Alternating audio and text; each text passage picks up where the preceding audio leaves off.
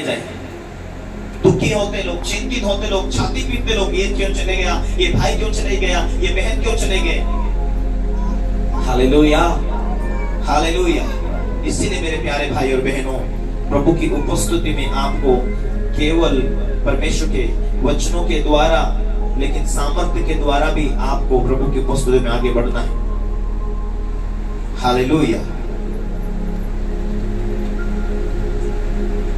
Hallelujah, hallelujah. प्रभु का दास के विषय में देख रहा था उनका वीडियोस कि आज विश्वासी लोगों में कोई भूख नहीं, कोई आत्मिक जीवन की रुचि नहीं।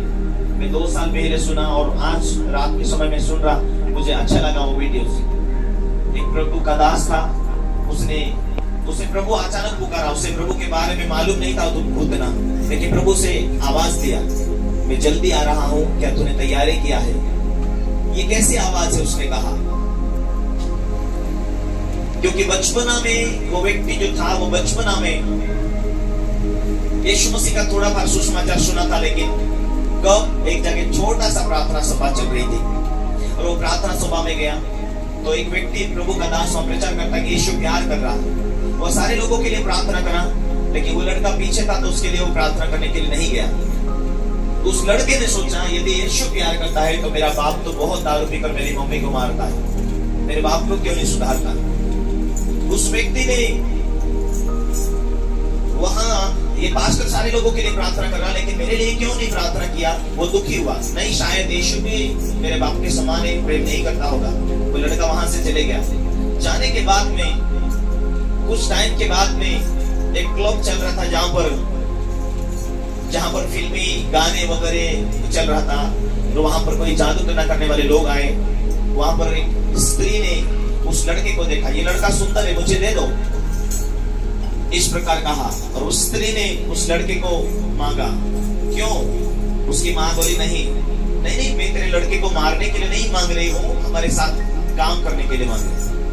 और वो लड़का उस टाइम से वो एक शैतानी दुनिया में चले गया। एक दुष्ट आत्मा उसके ऊपर अटैक किया, फिर शैतान दिखना शुरू हुआ, शैतान उससे बात करना शुरू हुआ और रोज रोज वो बात करने लगा।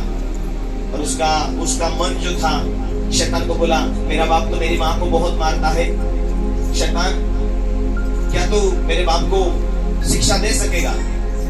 शैतान ने बोला, आज से मैं तेरा बाप बन जाऊंगा और मैं इस तेरे बाप को मार दूंगा।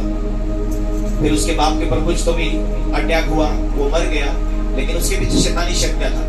फिर शैतान उससे बात करने लगा, मैं आज से तेरा बाप हूं। और शैतान बात करते करते उसे रोज, तू बोल, सिर्फ मुंह से निकाल, क्या तुझे जरूरत है, वो मैं सब कुछ तुझे दे दूंगा। शैतान ने बहुत कुछ उसे बरकतें दिया और वो अपना शरीर को छोड़कर चले जाता था रात के टाइम में। अपना उसकी बॉडी जो शरीर थी, उसका शरीर उसके घर में रह जाता था, लेकिन ये उड़कर कहीं चले जाता था, इलाके में, हॉस्पिटल में, और वो बोलता था मुंह से। आपको पता होनी चाहिए उसके शब्द बोलने का कारण क्या था। वो बोलता था, आज तो हॉस्पिटल में इतने लोग हैं, जल्दी मर जाना चाहिए, ये एक्सीडेंट का पेशेंट है, ये मर जाना चाहिए, ये आत्महत्या हो जानी चाहिए। ऐसा ही वो लड़का जहां जहां बाजार हो, जहां जहां बड़ी बड़ी सिटी हो, वो लड़का जाकर बोलता था, क्योंकि शैतान बोलने के लिए बोलता था। शैतान इस प्रकार उसे बोलने के लिए बोलता था। क्यों? क्योंकि परमेश्वर का वचन कहता है, शैतान अकेला काम नहीं कर सकता, शैतान को भी शरीर चाहिए, शैतान को भी अनुमति चाहिए। परमेश्वर ने कहा, स्वर्ग मेरा सिंहासन है और पृथ्वी मेरे पांव की चौकी है। परमेश्वर का उत्पत्ति वचन में लिखा है कि परमेश्वर ने सारे जीव जंतु के ऊपर मनुष्य को अधिकार दिया है।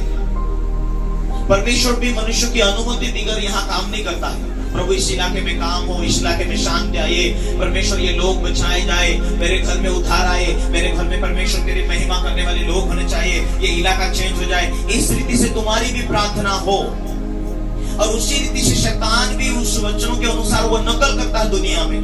पुराने टाइम में परमेश्वर के सामने बकरों की, लोगों की बलि दिया जाता था और शैतान उसी नकल के अनुसार, बड़वे भूपे जादू टोना करने वालों के अनुसार वही भी नकल करते करते वो कार्य करने लग जाता है। आज भी देवी देहरा के सामने बलि चढ़ाते, वो नकल करता है शैतान। वो लड़का बढ़ता गया और शैतानी शक्ति में अधिक प्राप्त होती गई, वो उड़कर चलने लगता था। फिर आत्मिक दुनिया में देखने के बाद में फिर परमेश्वर उसे बाद में उसे प्रभु ने बुलाया। शैतान ने बहुत कोशिश किया मारने के लिए, लेकिन जब भी शैतान उसे मारने के लिए आता था तो अचानक यीशु मसीह का क्रूस सामने आ जाता था, आग बहने लगती थी।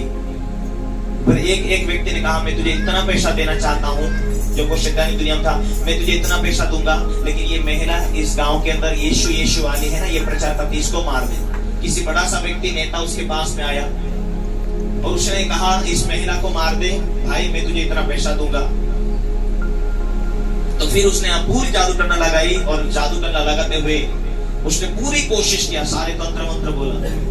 उसने देखा, मैं इतने तंत्र मंत्र में तो कितने हजारों लोगों को मार दिया, पर इसके ऊपर सारी शक्तियों को प्रकट किया मैंने, फिर भी कोई शक्तियां काम नहीं करी। एक बड़ा सा शैतान उसके पास में आया, इसको छोड़ दे, इनके बीच में परमेश्वर बचाने वाला। फिर उसने शैतान को पूछा कि ये परमेश्वर कौन है। फिर उस बड़े शैतान ने बोला, ये परमेश्वर स्वर्ग पृथ्वी को बनाने वाला परमेश्वर है, वही परमेश्वर यीशु जो है, और उस शक्ति को हम पार नहीं कर सकते और उस शक्ति का नाम भी नहीं ले सकते। वो एक भस्म करने वाली आग है। शैतान ने कहा, इसका पीछा छोड़ दे। फिर उस दिन उससे समझने लगा कि जो मैं शक्तियों से मानव जाति को मार सकता हूँ, जिस शक्तियों को मैं लेकर मैं उड़कर दूसरे शहर में जा सकता हूँ, और आज मेरे से भी ज्यादा, शैतान से भी ज्यादा शक्ति वापरने वाला कौन है। फिर उस दिन से उसने यीशु मसीह का पीछा करना शुरू किया। शैतान आकर बोलता था, उसके साथ में वो सोता था, क्यों तू यीशु के पीछे चले गया, मैंने तुझे सब कुछ दिया। जब उसकी शादी भी हुई तभी लोग नहीं आए, क्योंकि पूरा इलाका डरते थे, सारा इलाका उससे डरते थे। शैतान ही आया शादी के अंदर, और बहुत सारी शैतानी आत्मा आई शादी में। Hallelujah, hallelujah. लेकिन वो जब सेवकाई में आया तब उसने कहा कि विश्वासी लोग क्यों इतने कमजोर है। यदि एक शैतानी लोग, वो बोलता था कि शैतानी दुनिया में जब मैं कार्य करता था तो उसके साथ छोटे पद के लोग नहीं थे, कोई जज था, कोई वकील था, कोई पुलिस में ऑफिसर था, बहुत से बड़े बड़े लोग उनकी संगत में थे। तो ये सारी शैतानी प्राप्त करने के लिए वहां जाया करते थे और लोग प्राप्त भी करते। शैतान कौन है? परमेश्वर ने स्वर्ग से गिराया हुआ स्वर्गदूत है। परमेश्वर के सामने उसकी कुछ नहीं चलती। क्या वाकई में हमारा जीवन प्रभु यीशु मसीह को उद्धारकर्ता के रूप में ग्रहण किया है? हालेलुया। बहुत से विश्वासी लोग, ध्यान दो, यीशु मसीह के क्रूस के सामने झुकने वालों, यीशु मसीह की मूर्ति के सामने झुकने वालों, तुम्हें मूर्ति वो कोई क्यों ना हो, वो परमेश्वर की हो या यीशु मसीह की हो या मां मरियम के सामने भी क्यों ना हो, तुम मूर्ति के सामने झुकते, तुम्हें शैतान को अधिकार देते। तुम, हमारा परमेश्वर मूर्ति में नहीं, वो आत्मा है, वो तुम्हारे दिल में बैठता है, तुम्हारे हृदय में बैठता है वो। इसीलिए मूर्ति को कोई महत्व नहीं है।